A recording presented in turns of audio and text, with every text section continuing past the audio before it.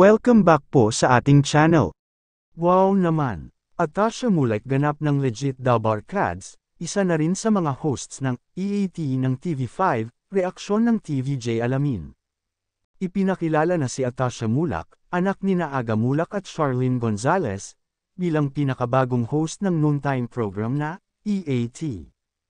Kahapon, September 23, inilantad ni Tito Soto, Vic Soto, at Joey De Leon ang kanilang bagong host bilang isang fashionista, magaling sa pag-aaral, performer, at family-oriented na dalaga.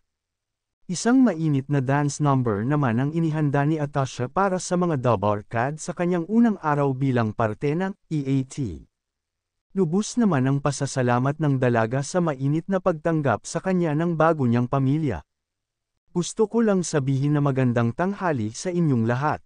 Maraming salamat po. Sobrang masaya po ako to be here sa EAT kasama ng legit dabarkads. Saad ni Atasha. Dagdag pa niya, maraming salamat po sa warm welcome and I'm really excited to be part of such a beautiful and kind-hearted family.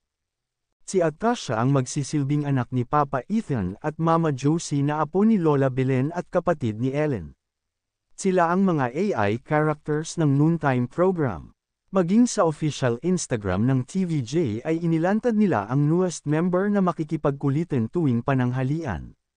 Meet our new dabarkads, Atasha Mulak, saad nito sa caption.